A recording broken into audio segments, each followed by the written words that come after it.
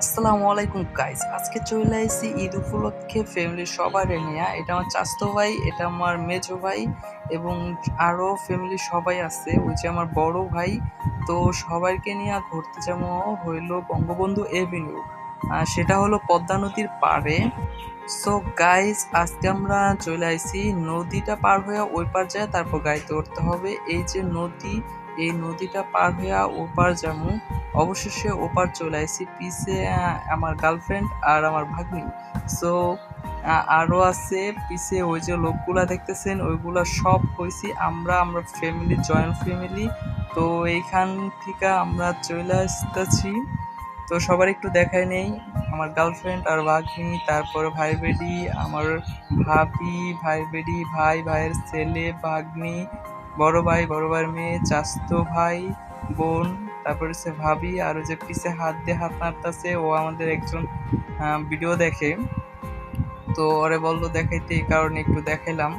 তো গাইস, এই যে চলতাছি, অটোতে উঠলাম। অটোতে ওঠার পরে সবার অনেক বাতাস আর একটু জায়গা কম, কারণ আমরা অনেক লোক সংখ্যা বেশি। আর সত্যি কথা বলতে আমরা এক অটোতে ধরি নাই, পিছে আমার ভাইয়ের আরেকটা অটো আছে, সেই অটোতে আসতেছে। আমরা কাছাকাছি চলে আইছি। ওই যে দেখা যাইতেছে ওইখানে হইছে লগা নদীর পার, এটাকে বাসতলা বলে। তো আমরা মুরফতগঞ্জ বঙ্গবন্ধু এভিনিউতে চলে যাবো। সো বেশিক্ষণ আর টাইম নাই, রোডটা একটু ভাঙা ছিল। এখন মোটামুটি ভালোই, নদীর পাড়ে তো সংস্কার কাজ হয় নাই এখনো, ইনশাল্লাহ হবে। সো এখানেই আমরা থামবো, এখান থেকে নাইমা হাইটটা চলে যাব। সো নামলাম, নামার পরে সবাই নামতে আছে এখন একে একে। ভাগ্নে নামলো, ওই যে। তারপর এটা হচ্ছে আমার ভাইয়ের বেটির লাল জামা পরা, তারপরে যে কালো জামা পরা, এটা হচ্ছে আমার বোন, তারপর হচ্ছে ভাবি, ভাগ্নি। সো সবার শেষে আহ, আমরা চলে আসলাম এখানে। তো ভাই এখনো আসে নাই, তো আসবে, একে তো চিনে নেই। এখন টাকা দিব ড্রাইভার সাহেবকে। সে ভাঙতি টাকা নিল 200 টাকা ভাড়া, ভাড়া করে আনছি, 200 টাকা ভাড়া দিয়ে যাইতেছি। তো ভাইয়ের জন্য অপেক্ষা করতেছি। রাজীবকে বললাম ভাইয়ের একটা ফোন দে, তো ফোন ঢুকাইতেছে, ফোন ঢোকে না। তারপরে অবশেষে ফোনটা ঢুকছে। তো কথা বললো, ও আয়সা পড়ছে কিছুক্ষণের মধ্যেই। এখন এই যে আমার ভাই চলে আইছে সেখানে। তো আমার মেজো ভাই একটু সোলো মোশন করে দিছি, কারণ সত হলো তো আমার ভাই একটু হিরোর মতো নামতে হয়। তো পিছে ভাই, ভাবি, তারপর তার মেয়ে, দুইটা মেয়ে, তারাও নামলো। আর আমরা এই যে এইখান দিয়ে চলে যাব ওই জায়গায়। ওই জায়গায় হয়েছে লগা মুরফুদগঞ্জ বঙ্গবন্ধু এভিনিউ, অনেক দূরে। তো চিন্তা করছি আমরা এখান থেকে হাইটা যাবো। আর যাওয়ার আগে সবাই মিলে একটু ফটো তোলার জন্য প্রস্তুতি নিতেছি। তো সবার জন্য একটু ফটো তোলা হলো।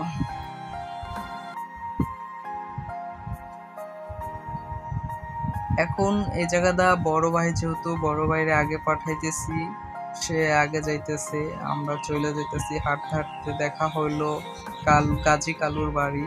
সেখানে আমরা আবার ঘুরতে আসলাম, সবাই মিলে ভিতরে ঢুকলাম। ভিতরের ভিউটা অনেক সুন্দর, অনেকজনে টিকটক করলো।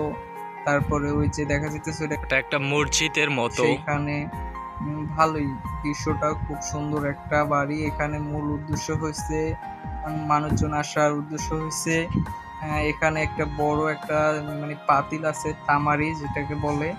এই তামারিটা পিতলের।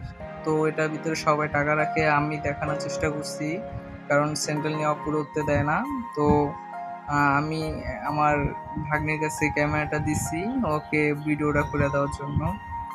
ও দেখাইতেছে, ওই যে দেখা যাচ্ছে ওখানে টাকা আছে, পয়সা, তারপরে কাগজের টাকা। আহ ভালোই, অনেক বড়। তোর একটু ঘুরে দেখাতে বললাম, ও একটু ঘুরে দেখাইতেছে। বিশাল বড় তামারিটা, চারিদিক দিয়ে তালা মারা আছে ওই তামারিটায়।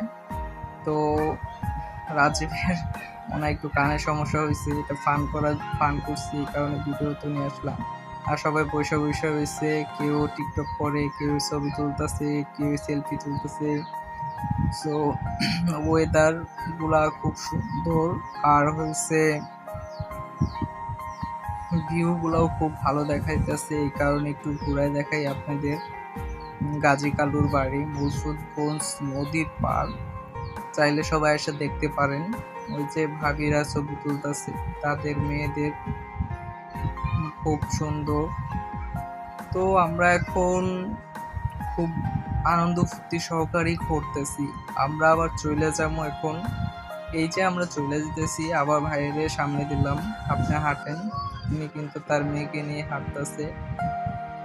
তো এখন অবশেষে চলে এলাম ছোট্ট একটা রেস্টুরেন্ট। সেই রেস্টুরেন্ট ক্যাফে আড্ডা খানা। সেখানে আবার আমার গার্লফ্রেন্ড একটু দোলনায় দুলতে চাইতেছে। তো একটু দোলনায় দুললো, তো আমার সাথে রাজীব আছে। রাজীব বললো আমাকে, দোস্ত তুই একটু দোলনাটা দোলাই দে, একটু সুন্দর হইব। তো আমি প্রশ্নে একটু দোলনা দোলাই।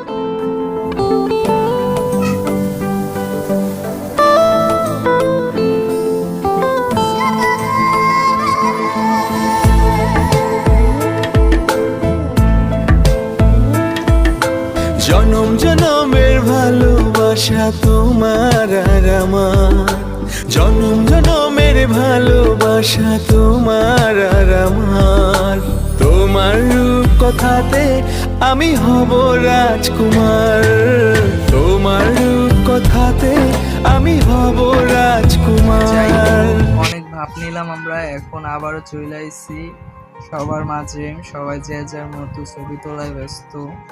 অনেক ছবি তুলতেছে। ওই যে আমার ভাইয়ের বেটা, আর হচ্ছে ভাইয়ের বেটি, আর হচ্ছে তার সন্তান, মানে তাদের মা, আর হচ্ছে বড় ভাই, ভাবি, ভাগ্নি, সবাই একসাথে মিললে আমরা ঘুরতাছি। তো ভাগ্নিরে বললাম, তুই একটা ওই লোকেশনটা যা, আমি একটা ছবি তুলে দিই। ও বুঝতেছে না কিভাবে ছবি তুলবো। তো ওরে বললাম যে তুই একটু সাইডে দাঁড়া। ও সাইডে বুঝতেছে না। এখন অবশেষে বুঝতে পারছে। ওদিকে কইরা দাঁড়াইতে বললাম। সেই